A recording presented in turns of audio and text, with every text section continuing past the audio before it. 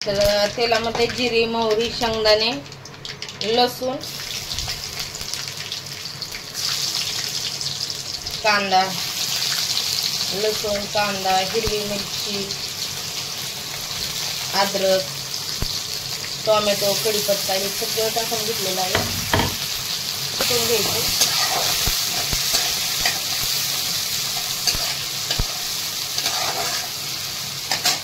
थोडंसं खोबऱ्याचा खीस टाकून घेत आहे.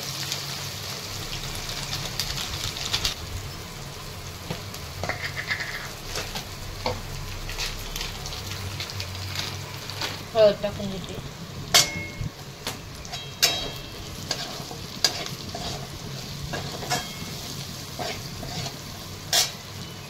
मसाला,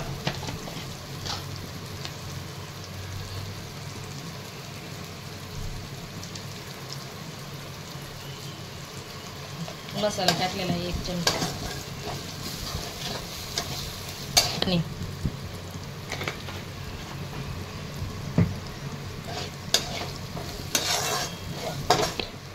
चवीनुसार मीठ टाकलेलं आहे.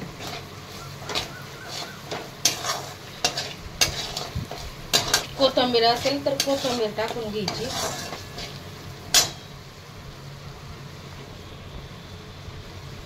आता यामध्ये मी पाणी टाकून घेत आहे.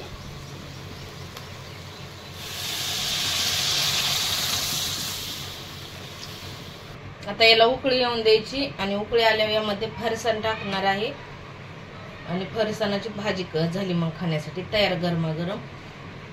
कोथिंबीर असली तर कोथिंबीर टाकून घ्यायची. फरसाण घेतलेला आहे भाजीमध्ये टाकण्यासाठी, पाहू शकता.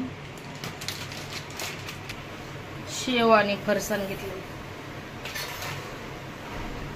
राख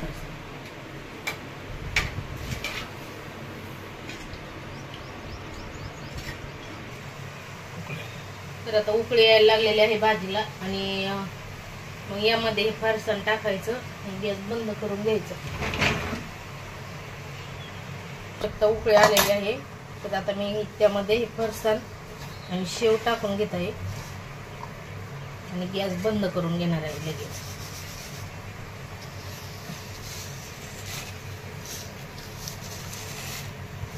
तर ही फरसाणाची भाजी आपली खाण्यासाठी तयार आहे. गरमागरम भाकरीसोबत, भातासोबत, चपातीसोबत खाऊ शकता.